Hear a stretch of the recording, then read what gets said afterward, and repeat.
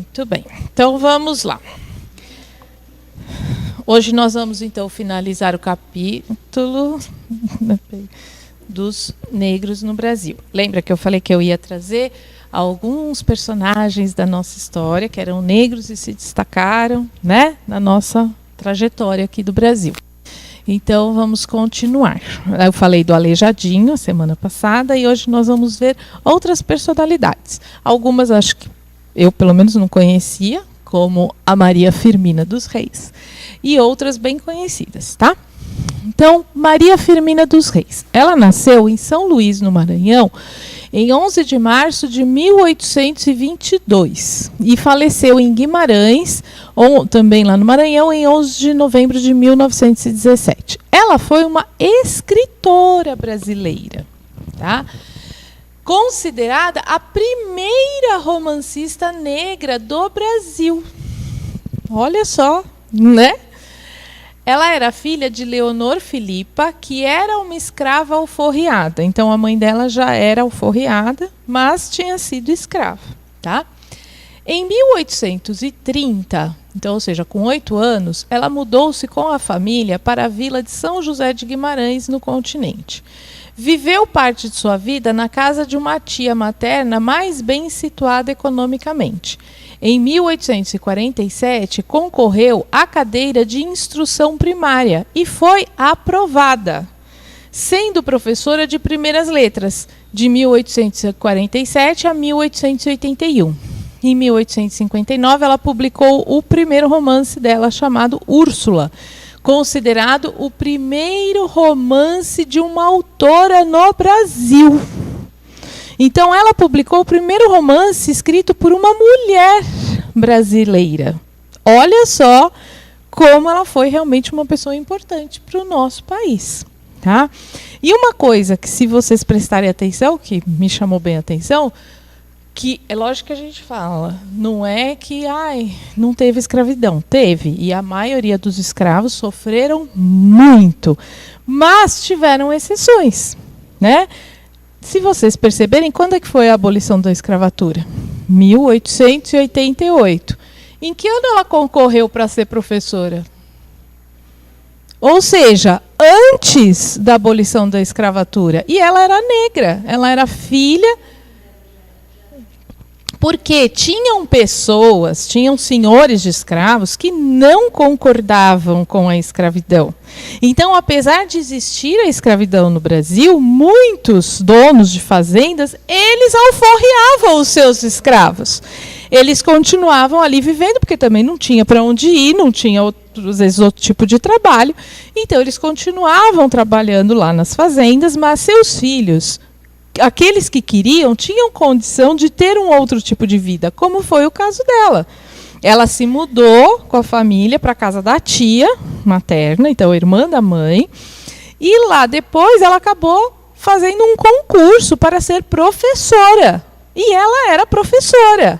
Aí vocês vão falar, mas uma professora negra? Sim, uma professora negra. Antes da abolição da escravatura. Então, lógico, nós ainda hoje temos preconceito, existem pessoas preconceituosas, mas nós não podemos falar que o Brasil é um país preconceituoso.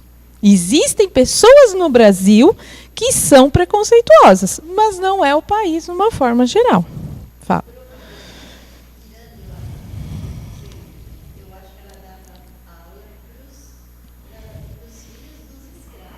Nós vamos ver para que ela dava aula. Aos 54 anos de idade, 34 anos de magistério. Boa noite. Você pode falar com ele? Aos 54 anos de idade, 34 de magistério, antes de se aposentar, a Maria Firmina fundou uma escola mista e gratuita para alunos que não podiam pagar. Aqui sim, ela fundou uma escola para alunos que não podiam pagar. Mas antes ela dava aula ali na escola. Então, pegava tanto pessoas brancas como negras. A questão é, ela dava aula, ela passou, é como se fosse tipo a prefeitura. É um concurso. Então, ela dava aula para as crianças que iam naquela escola. entendeu? Tanto podiam ter mais alguns negros, porque que eram filhos de pessoas alforriadas, ou eles eram alforriados, porque o negro que não era alforriado, realmente esse não podia ir à escola, tá? Mas tinham alguns, mas tinham crianças brancas, e ela dava aula. Provavelmente. Entendeu? Porque a gente vai ver depois, no decorrer do livro, nós vamos ver que tanto Dom Pedro I quanto Dom Pedro II já eram abolicionistas. Eles eram contra a escravidão. Eles nunca foram a favor. Tá? Então, inclusive, o Dom João VI também. O pai. Inclusive, não sei se vocês sabem, a Lei Áurea foi assinada no dia do aniversário do Dom João VI. Que é a Isabel fez a questão de assinar em homenagem ao avô. Ao bisavô. Ao bisavô. Entendeu? Então, assim, é o que eu falo. Não tem preconceito? Sim, tem. Assim como temos até hoje. Temos pessoas preconceituosas. Mas nós não podemos falar que o Brasil é um país, generalizar. Assim como nessa época também tinha muitos que eram ricos e tudo que eram contra a escravidão. Só que, lógico, tinham outros que eram a favor. Tá? Porque tem gente boa e gente ruim em todo lugar. Então a gente não pode ser ingênuo de falar, ai, nossa, eram todos os senhores de escravos, todos eram ruins, todos. Não, tinham muitos que libertavam os seus escravos.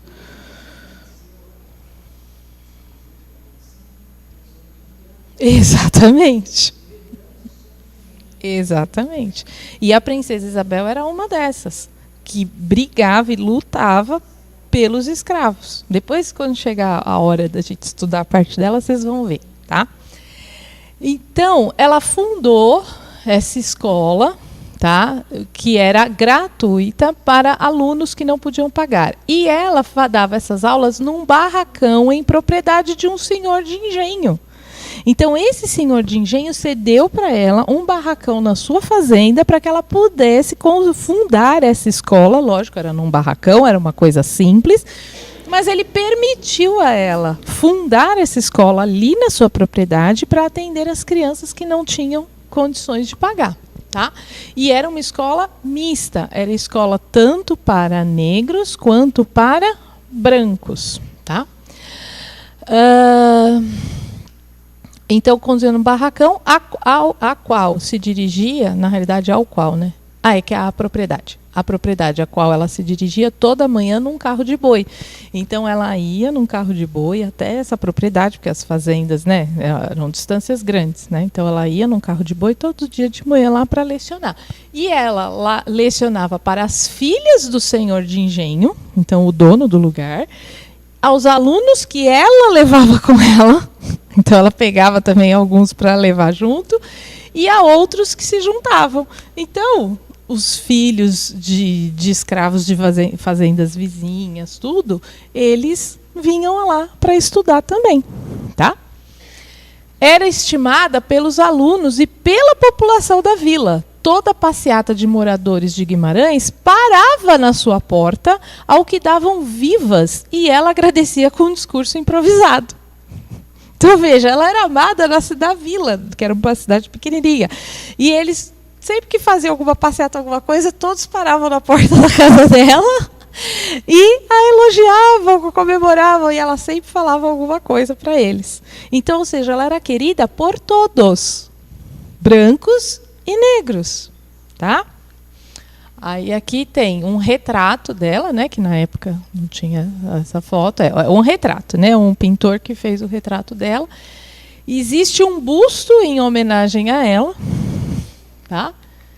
E aqui o livro que ela publicou, tá? Então, volto a falar, tinha muita maldade? Tinha, mas também tinham pessoas boas que respeitavam os negros. E davam oportunidade, eles tinham a oportunidade de tentar, como ela teve. Né? E vocês viram, ela era do Maranhão. O que a gente percebe é que, assim, São Paulo, Rio de Janeiro, Minas, tinham realmente aqueles senhores de escravos mais severos. né? E que não abriam mão, que queriam realmente ter os escravos. Mas se você pegar nas outras regiões do país, o negócio não era tão terrível assim, porque se enxergavam como irmãos, né? Então é isso que eu falo, o brasileiro tem isso na sua alma. Há exceções? Lógico que há. Até hoje há. Até hoje há aqueles que são preconceituosos com nordestinos, com pessoal que é com gordos. Hoje em dia até tem, né, a gordofobia. Então, assim, tem gente que tem preconceito de tudo. Sempre vai ter. Por quê? São espíritos ainda apegados a coisas materiais, que ainda tem muitos aqui. Mas, de uma forma geral, o povo brasileiro, ele é mais aberto, ele tem o coração mais, né, mais quentinho para receber, para acolher. Nós somos um povo acolhedor. E como a gente vê como foi fundado o nosso Brasil, Jesus já fez essa programação de unir as 3 raças, lembram? Então, isso já vem dentro da gente. Vários espíritos que aqui reencarnaram já traziam isso nas suas mentes. E como a gente viu a reencarnação, como a gente aprende, não nesse livro, já, né, nos cursos e no livro dos espíritos, o que a gente aprende? Nós podemos reencarnar em diferentes situações. Hoje eu estou neste corpo. Eu não sou este corpo. E amanhã eu posso reencarnar num corpo totalmente diferente, né? Hoje eu estou como mulher. Amanhã eu posso reencarnar como homem. Eu já posso ter tido outras encarnações. Porque nós precisamos passar por várias experiências. Então, hoje, nós que estamos aqui, já podemos ter reencarnado como escravos. Um dia nós podemos reencarnar como japoneses, chineses, alemães, negros, russos.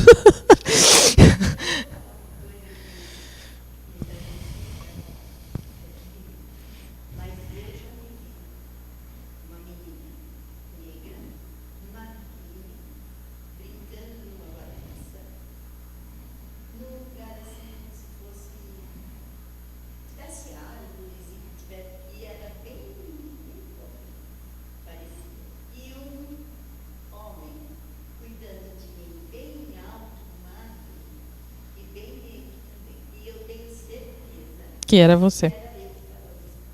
Então.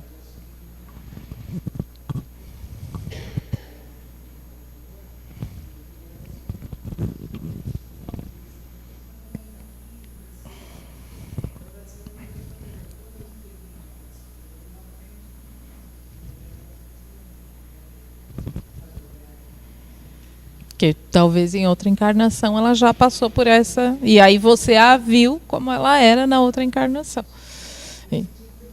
Então, justamente, porque o corpo, ele é uma roupa.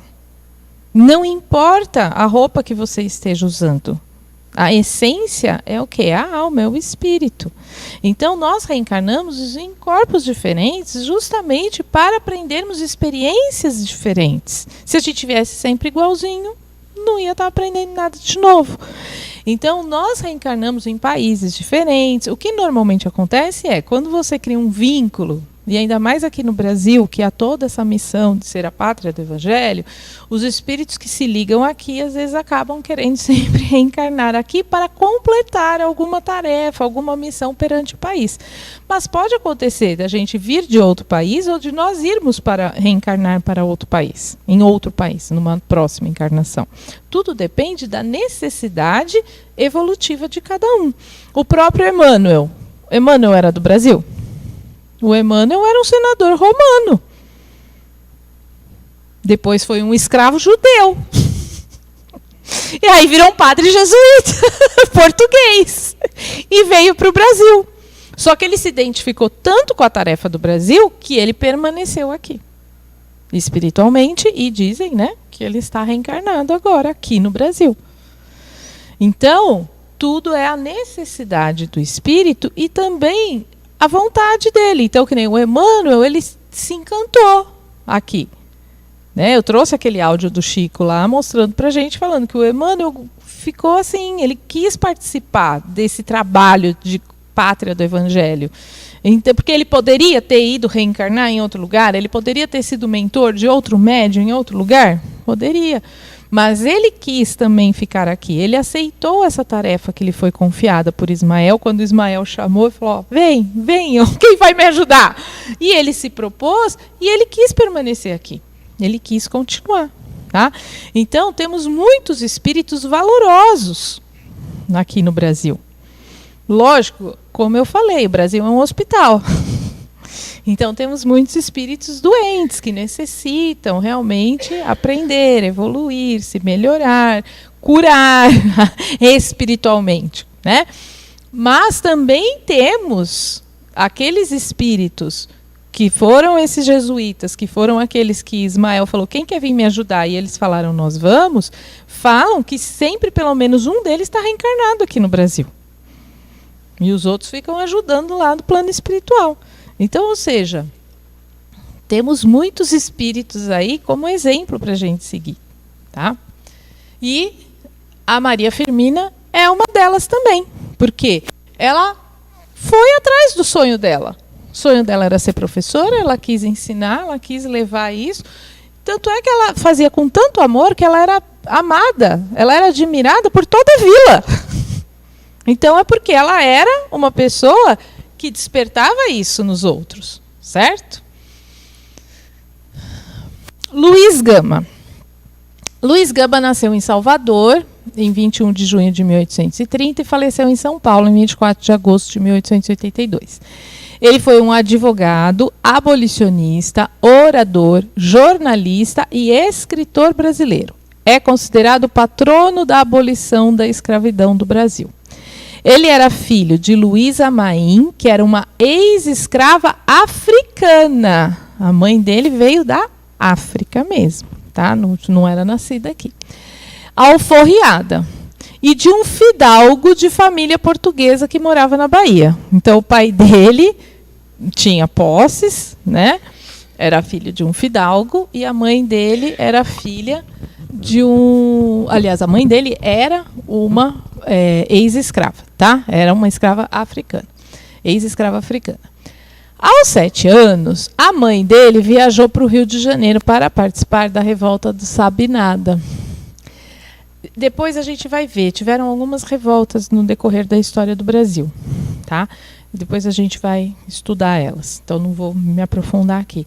E ela, ele deixou o filho com 7 anos, mas ela achou que a causa era, né, maior, que ela tinha que ir nessa revolta, e ela foi para essa revolta aí e nunca mais o reencontrou, e não se fala da mãe dele, não sabe o que aconteceu, se morreu lá, o que aconteceu, tá? Já em 1840, o pai dele, que era de uma família rica, acabou se endividando com jogos. E aí o que o pai fez? Recorreu à venda do filho como escravo para pagar as dívidas. O filho, por ser filho de uma escrava alforriada, ele já não era mais escravo, certo? Mas, no entanto, o pai... É isso que eu falo, existem pessoas e pessoas. Imagina você vender seu filho. Aí é uma pessoa sem coração, né? O pai vendeu ele para pagar uma dívida de jogo, tá? E aí, com isso, ele foi levado para o Rio de Janeiro. Lá no Rio de Janeiro, ele foi vendido para o alferes Antônio Pereira Cardoso, que era um comerciante de escravos, que o levou para ser revendido em São Paulo. Por ser baiano, não foi comprado. Por quê? Nessa época, eles achavam, né, que os escravos baianos não trabalhavam tão bem. Então, os escravos que vinham da Bahia...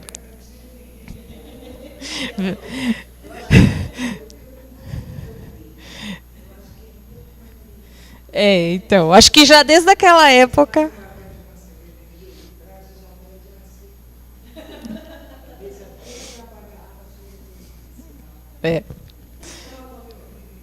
É verdade.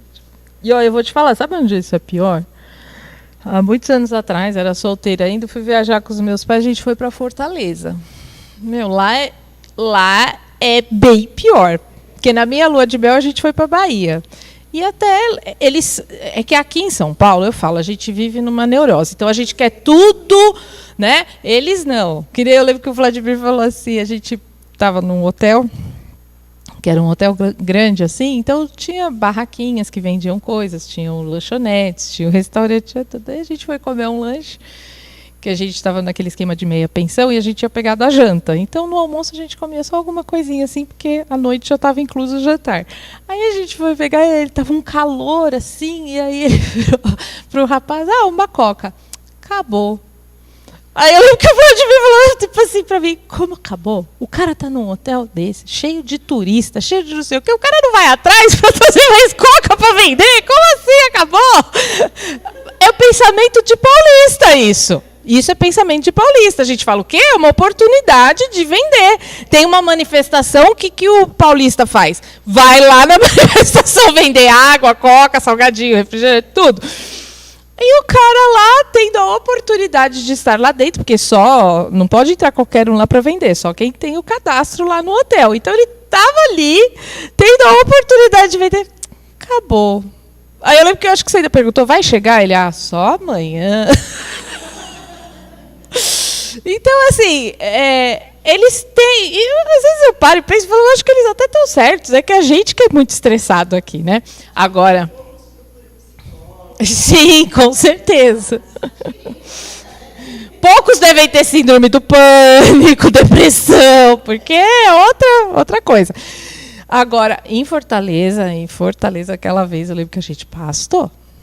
Lá era bem o que você falou, você já pede 2 bebidas, porque já veio, porque se for pedir uma para pedir outra, você não só bebe uma, porque a outra nunca chega. É realmente complicado. Mas voltando aqui.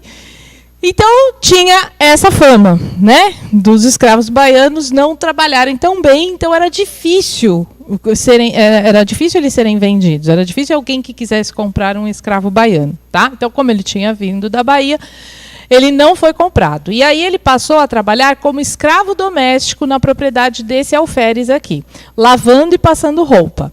E, em seguida, ele se tornou escravo de ganho. O que era o escravo de ganho? Era um escravo que ele ia para a cidade, oferecia algum serviço e cobrava por esse serviço. Tá? E aí ele trazia esse dinheiro. Normalmente era dividido com o entre aspas, dono, né? Porque ninguém é dono de ninguém.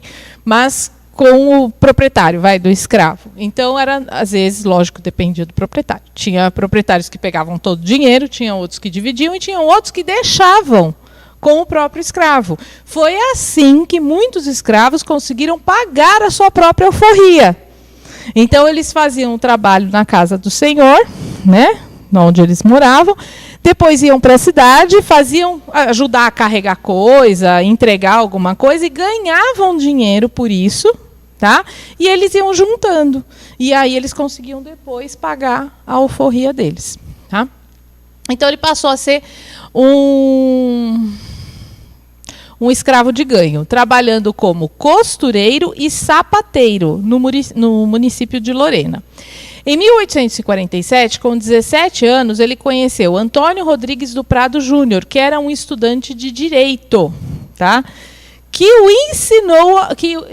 o ensinou o alfabeto. Então, veja, ele tinha 17 anos quando ele aprendeu a ler e escrever, porque esse rapaz, esse estudante, Antônio Rodrigues de Prado Júnior, ensinou para ele.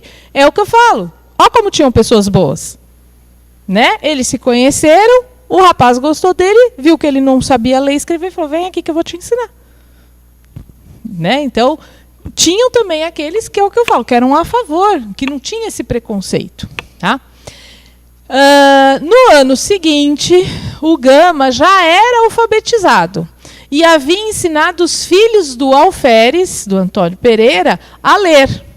Então, além dele se alfabetizar, ele ensinou os filhos do dono da casa onde ele morava a ler. Em 1848, ele consegue provar a sua liberdade, porque, lembram, ele não era escravo. Só que ninguém sabe direito como foi isso. Tem uns que falam que o pai dele apareceu e aí falou, não, ele é meu filho, ele é liberto. Tem outros que falam que com o dinheiro que ele ganhou como escravo de ganho, ele pagou. Então, assim, não se sabe direito na história como foi, mas ele conseguiu provar que ele era liberto e conseguiu a sua liberdade. E aí, o que ele fez? Ele se alistou no Exército e fez parte da Guarda Municipal de 1848 a 1854, antes da abolição da escravatura. Ah, então tinham soldados negros? Tinham.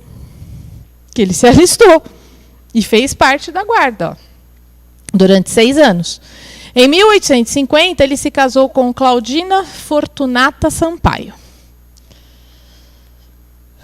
Em 1856, ele foi contratado como escrivão da Secretaria de Polícia de São Paulo, que ele fazia parte da guarda e acabou saiu, né, da rua, passou a trabalhar no escritório como escrivão da Secretaria de Polícia de São Paulo, no gabinete de Francisco Maria de Souza Furtado de Mendonça, que era conselheiro e professor de direito. Então, veja que já quem ensinou ele a ler foi um estudante de direito. Depois ele foi trabalhar no gabinete de um homem que era professor e era advogado, exatamente. Dispondo da biblioteca de Francisco, porque aí o Francisco permitiu que ele tivesse acesso à sua biblioteca. Naquela época, as pessoas com mais dinheiro tinham aquelas bibliotecas enormes, cheias de livro em casa. A gente não vê nos filmes antigos, né? Aquela estante cheia de livro. Então, ele deu acesso, o Luiz Gama podia ler o que ele quisesse lá. E aí o Luiz Gama, então, estudou direito, ele pegou os livros, né, do professor, estudou, até que tomou a decisão de graduar-se pela Faculdade de Direito do Largo de São Francisco. Mas não conseguiu, calma.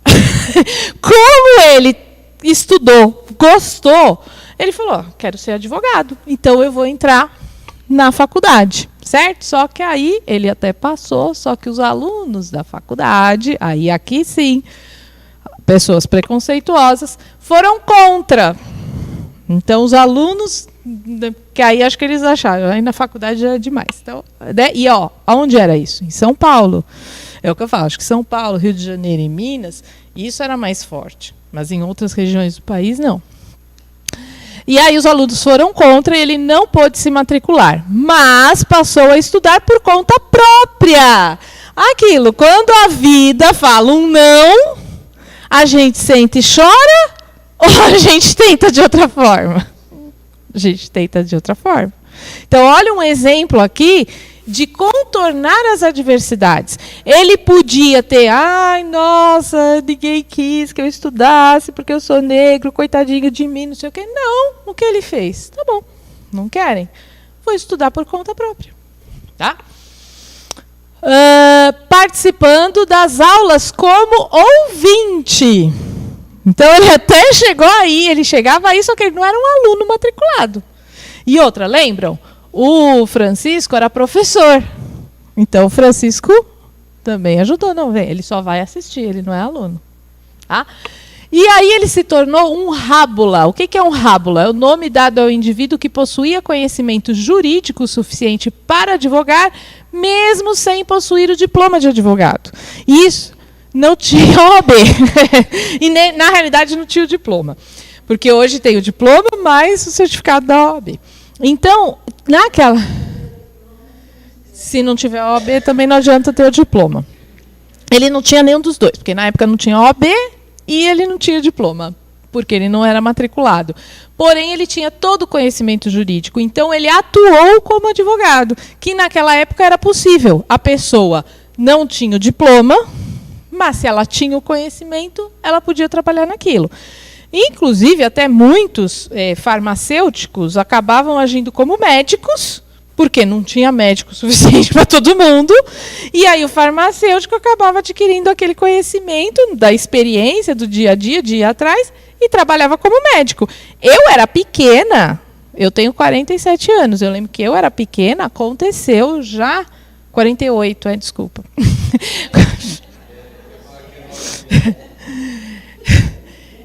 Eu tenho 48 anos, mas eu lembro de eu ser pequena, tipo ter uns 5, 6 anos, quando eu tinha dor de garganta, alguma coisa, minha mãe não me levava no médico, ela me levava na farmácia. E o farmacêutico receitava o remédio. E a gente ficava bom. Hoje a gente vai no médico, não fica. É ou não é?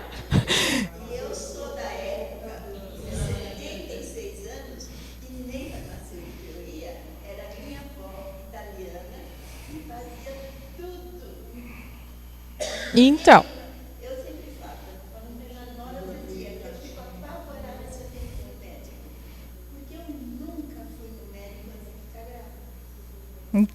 né? Então, ou seja, eram outros tempos, lógico, né?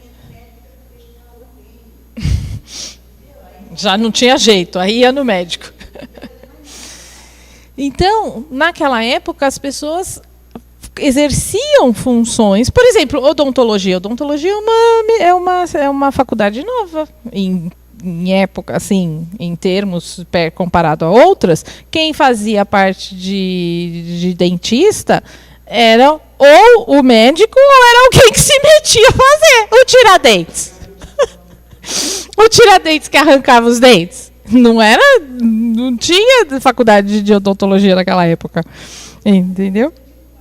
Então, né, quando não arrancavam em casa. Então, ou seja, era outra época. E aí era permitido que a pessoa, ela tinha conhecimento jurídico, mas ela não tinha o diploma, mas ela podia exercer a função. Eram os rábulas, tá? Tinham brancos também que eram rábulas, tá? E aí ele escreveu também o livro Primeiras Trovas Burlescas. As suas ações... Nossa, é que faltou a foto. Eu ia falar, nossa, ficou um buraco. Suas ações como jornalista e advogado, já em 1869, o tornaram uma das figuras de maior influência e popularidade da cidade de São Paulo. Vejam, aí ele começou a trabalhar, além de trabalhar como advogado, além de escrever um livro, ele passou a ser jornalista, ele trabalhava em jornais. E ele passou a exercer uma influência. Lembra que a gente viu que ele é considerado o pai da abolição, né? Pai? Patrono. Peraí, patrono, é. Então, ele escrevia sobre a abolição. Tá? Ele expressava suas ideias, ele exercia essa influência, que aí muitos começavam a falar, nossa, mas é verdade, né?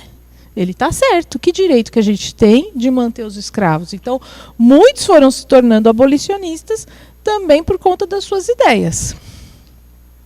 Em 1864, ele fundou um jornal com Angelo Agostini, que era um italiano. Tá? Junto com Rui Barbosa, ele fundou uma loja maçônica chamada Loja Maçônica América, que foi bastante ativa na causa abolicionista. Hoje, às vezes, o pessoal fala muito mal da maçonaria, mas é porque o pessoal também não sabe direito o que é. Tá? Mas a maçonaria foi uma dos braços, digamos assim, que colaborou muito com a abolição da escravidão. É bem... Ó, e ele fundou essa loja maçônica aqui, chamada Loja Maçônica América, junto com o Rui Barbosa. Tá?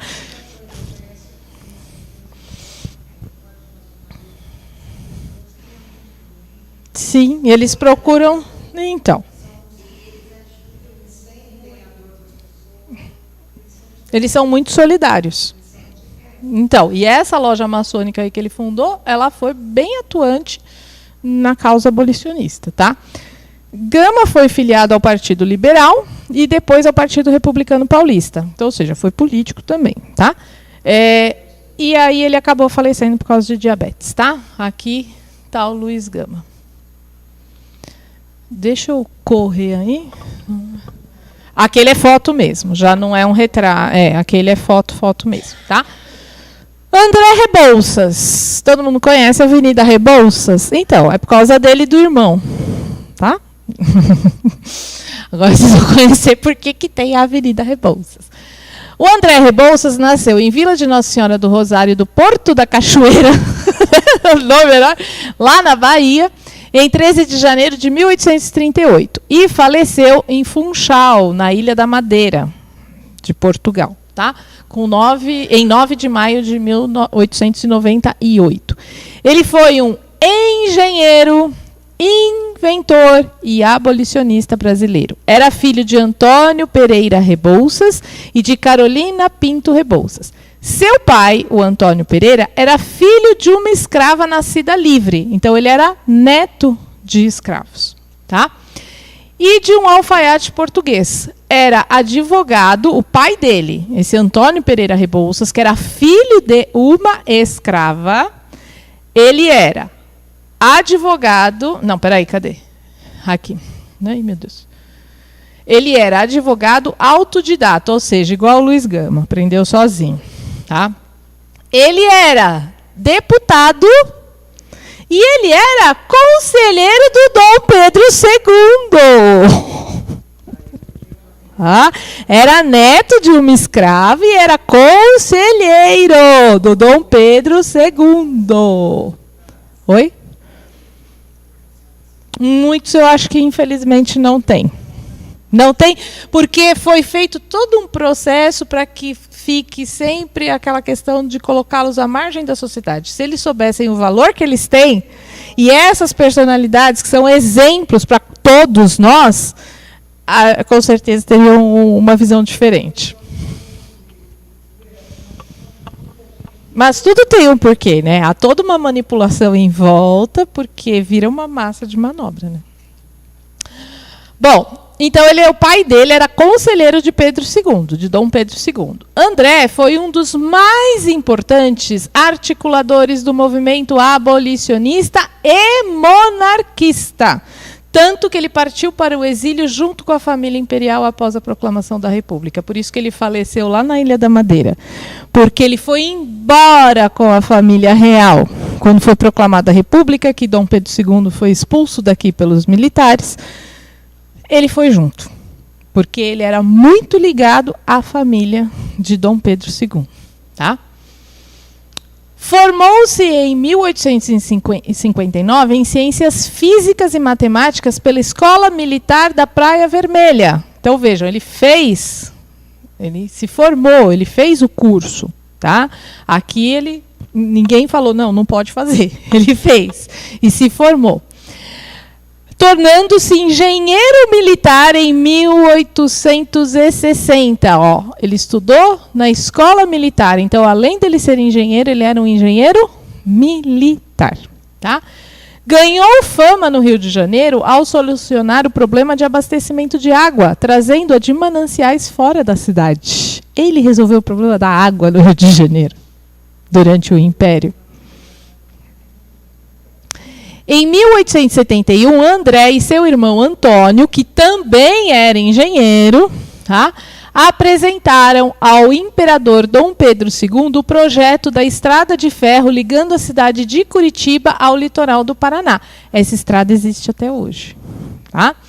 Até hoje, essa obra ferroviária se destaca pela ousadia de sua concepção. Imagina, então, em 1871. Se até hoje ela é considerada assim, um projeto arrojado, imagina naquela época. E ele e o irmão que apresentaram para Dom Pedro II esse projeto, e Dom Pedro II aprovou e eles fizeram. Ao lado de Machado de Assis, Cruz e Souza e José do Patrocínio, André Rebouças foi um dos representantes da pequena classe média negra. Era pequena, mas tinha uma classe média negra em ascensão no segundo reinado. Por quê? É o que eu falei, Dom Pedro II ele era super a favor da abolição. Ele não... Para vocês terem uma ideia, a gente também vai falar de Dom Pedro II, mas naquela época era comum que, quando a pessoa saía na rua, iam os escravos carregando naquela liteira, não era? Dom Pedro II se recusava a ir assim. Ele não ia, porque ele falava, já que eu ainda não posso proclamar a abolição, eu vou dar o meu exemplo. Então ele tratava os seus escravos como que nem eram escravos, porque ele acabava forreando, mas normal, como qualquer pessoa, porque ele não via essa distinção. Ele enxergava todos como são todos brasileiros. Tá? E uma das vozes mais importantes em prol do abolicionismo no Brasil. Ao participar do último baile do Império, em 9 de novembro de 1889, então, ou seja, 6 dias antes da proclamação da República, que foi dia 15 de novembro, então foi o último baile que teve aí do Império antes da proclamação, então quase às vésperas da proclamação da República, o André Rebouças foi retirar uma dama para dançar. Mas ela recusou o seu convite. Então, é o que eu falo, tinham pessoas preconceituosas? Tinham. A gente não pode generalizar, nem para um lado, mas nem para o outro. Tá? E a pessoa recusou o convite. O Dom Pedro II viu. Ele viu o que aconteceu. Aí o Dom Pedro II chegou para a filha dele, para a princesa Isabel, e falou, ó, vai lá e tira o André Rebouças para dançar. E ela foi e dançou com ele. E a gente tinha esse homem como imperador e mandaram ele embora. E aqui está o André Rebouças.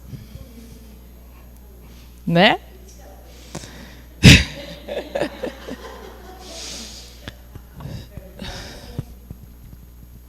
Não era, né, tadinho? Bom, Joaquim, mas não é por isso que ela foi. Ela foi porque ela tinha a visão realmente de que éramos todos iguais. Acho que sim, viu?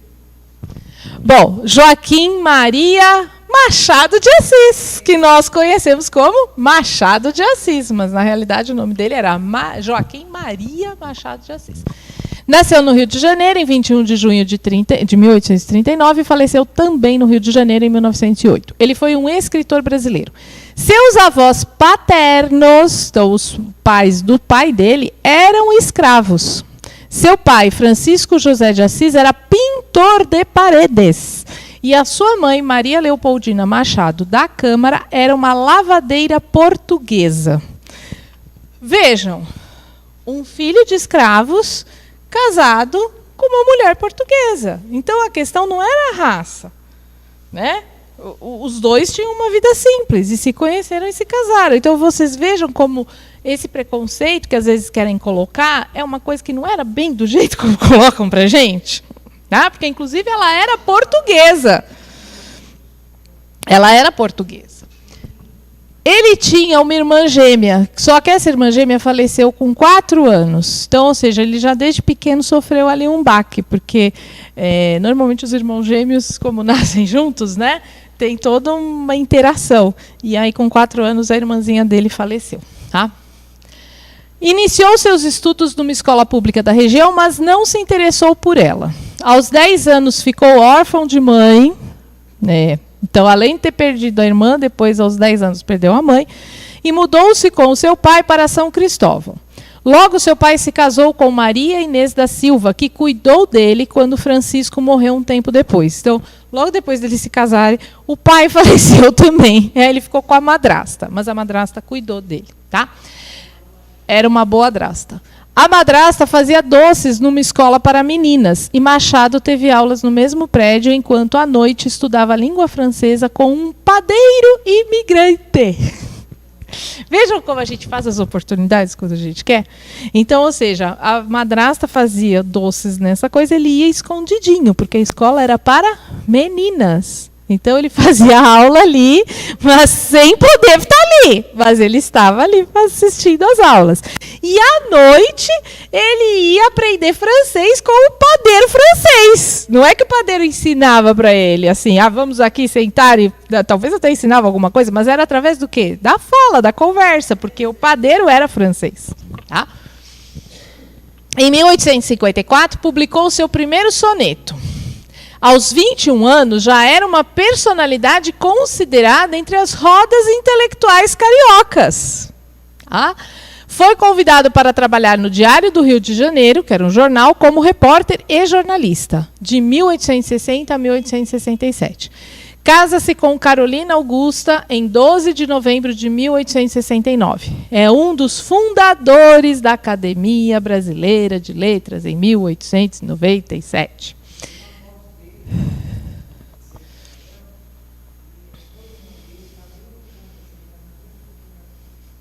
Aquele que ajudou a fundar a Academia Brasileira de Letras.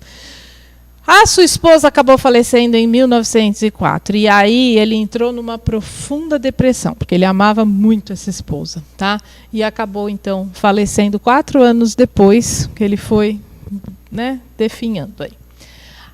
Escreveu em praticamente todos os gêneros literários, sendo poeta, romancista, cronista, dramaturgo, contista, folhetinista, jornalista e crítico literário. É considerado por muitos críticos, estudiosos, escritores e leitores como o maior nome da literatura brasileira. Quem já não leu um livro de Machado de Assis na escola? Né? A gente sempre tinha que ler.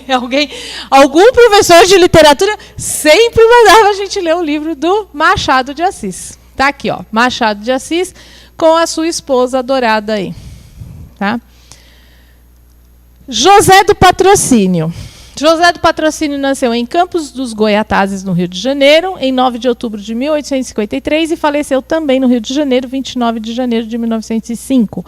Ele foi um farmacêutico, jornalista, escritor, orador e ativista político. Era filho de João Carlos Monteiro com Justina do Espírito Santo, uma jovem escrava de 15 anos. Então, José do Patrocínio era filho de uma escrava. Sem reconhecer a paternidade, então não eram casados aí, né? O pai teve o filho com uma escrava, com 15 anos. O pai não reconheceu a paternidade, mas o encaminhou para a sua fazenda, aonde José do Patrocínio passou a infância como liberto, então ele não era escravo, porém convivendo com os escravos e com os rígidos castigos que lhe eram impostos. Apesar dele não ser escravo, ele era tratado praticamente, não tinha que trabalhar, mas os castigos, as coisas que aconteciam, ele também passou por isso. Aos 14 anos, completou sua educação primária. A diferença é que ele também tinha acesso à educação, tá? Pediu, então, e o pai deu autorização para ele ir para o Rio de Janeiro. Então, ele pediu para o pai, né, que não o reconhecia como filho, mas sabia que era filho dele, se ele podia ir para o Rio de Janeiro, e o pai deixou. Isso, aí chegou lá no Rio de Janeiro, ele trabalhou como servente de pedreiro na Santa Casa de Misericórdia do Rio de Janeiro, em 1868. E depois na Casa de Saúde do doutor Batista Santos. Atraído pelo combate à doença, retomou e custeou os estudos. Depois prestou os exames preparatórios para o curso de farmácia e foi aprovado.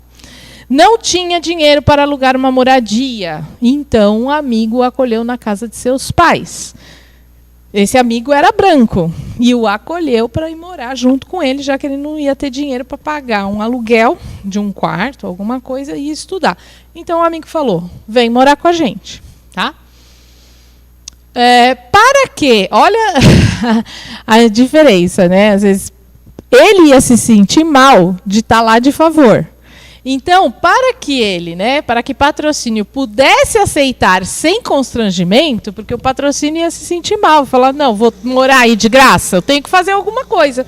Então, o pai do rapaz falou, tá bom, para você não se sentir mal, ele, né, o capitão Emiliano Rosa Sena, propôs-lhe que, como pagamento, lecionaria os seus filhos. Então, tá bom, já que você não quer vir morar de graça, você vai ensinar, então você vai ser o professor aqui dos meus filhos.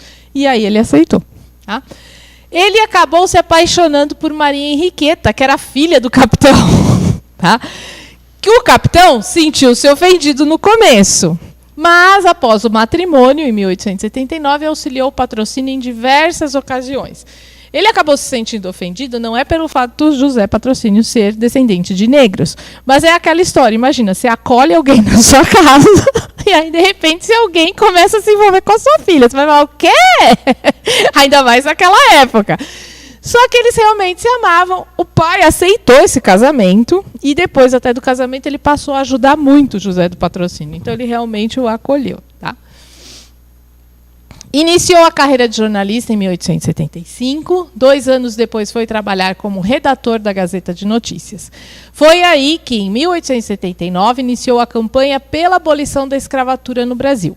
Em 1880, juntamente com Joaquim Nabuco, cria a Sociedade Brasileira contra a Escravidão. Em 1886, entrou na política e foi eleito vereador do Rio de Janeiro. Participou também da maçonaria, atuando no processo de emancipação do trabalho escravo, defendendo o fim da escravidão. Então, falando, ó, não é mais para eles serem escravos, eles têm que ganhar um salário. Tá? Cadê?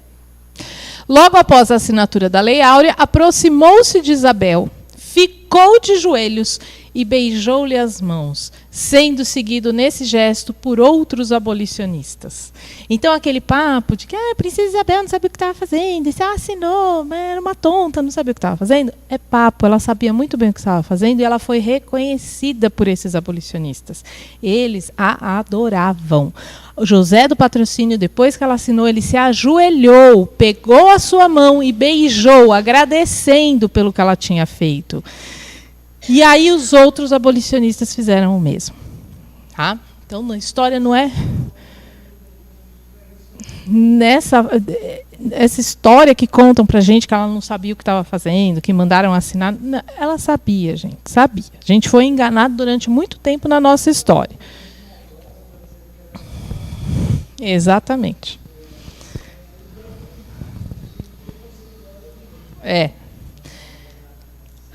Bom, aí ele, o José do Patrocínio, funda a Guarda Negra, que era um grupo militar formado por ex-escravos para combater a aristocracia e os militares contrários à monarquia, contrários a Isabel e contrários à abolição. Ele foi um dos fundadores dessa guarda para proteger Dom Pedro II, para proteger a princesa Isabel, para proteger a monarquia. Então vejam como a história não é bem do jeito que contam para a gente. Essa guarda, por isso que era chamada Guarda Negra, porque ela era formada por ex-escravos, ou seja, os ex-escravos amavam a princesa Isabel. Tá? E não é só porque ela assinou o negócio, é porque ela já tinha atitudes antes a favor dos negros, dos escravos. Após a proclamação da República, ele entrou em conflito com o governo do Marechal Floriano Peixoto, ao apoiar a revolta da Armada em 1892, contra o regime republicano recém-estabelecido, sendo detido e deportado para Cucuí, no Amazonas. Então, os republicanos, né, que proclamaram a República como se tivesse sido a melhor coisa do mundo para o Brasil, que agora é liberdade, agora o Brasil é nosso, não aceitavam críticas.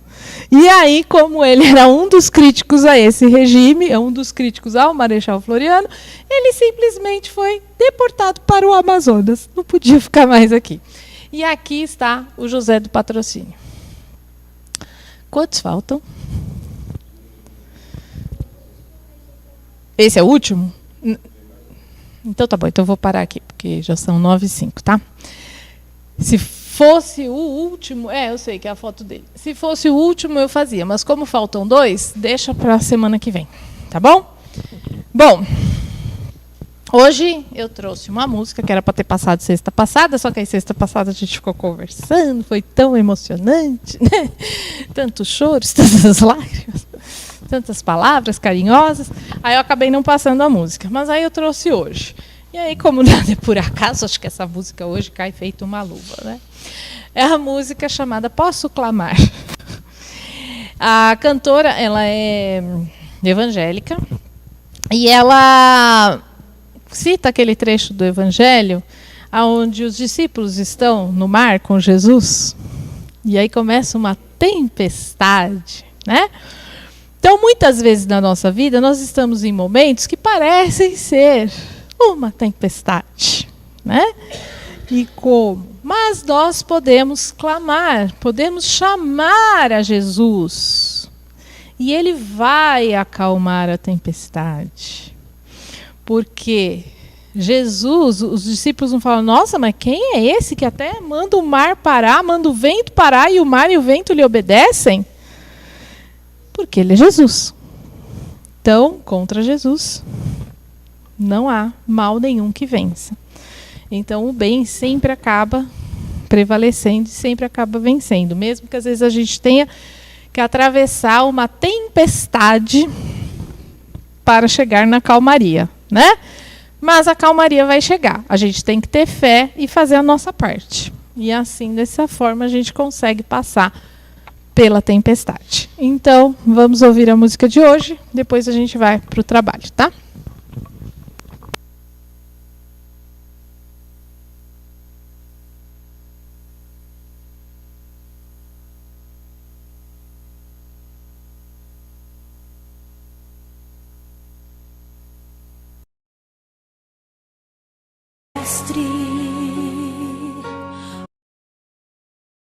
Só complementar uma coisa, tem uma parte que ela fala assim: mestre, será que não vês? Será que eu vou perecer?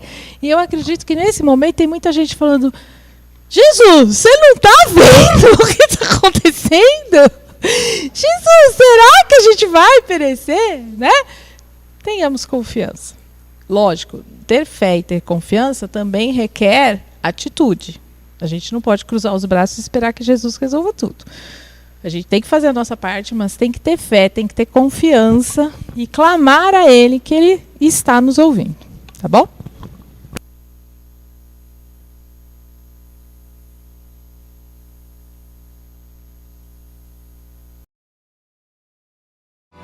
Mestre, o vento balançou meu barco, mestre. Estou à beira de um naufrágio, mestre. Será que não vês? Será que eu vou perecer? Sinto na pele o frio desse vento, chego a crer que não estás me vendo. Lembro que estás logo ali, na proa do meu barco a dormir. Eu sei que não estou só e já posso crer que amanhã vai ser bem melhor. Só porque estás comigo eu posso caminhar. Eu acredito que eu não vou naufragar. Só porque estás comigo eu posso caminhar. Já tenho terra pra descansar nas ondas de um bravo mar. Sim, eu posso caminhar. Mestre, vem me ajudar. Eu conto contigo, Senhor. Aleluia. Eu sei que não estou só e já posso crer que amanhã vai ser bem melhor. Só que estás comigo eu posso caminhar. Eu acredito que eu não vou naufragar. Só porque estás comigo eu posso caminhar. Já tenho terra pra descansar nas ondas de um bravo mar. Sim, eu posso caminhar. Mestre, vem me ajudar. Quem é esse que até o vento e o mar lhe obedece? Quem é esse que ordena e milagres acontecem? Jesus, aleluia, Senhor, o teu nome toda língua confessará. Jesus,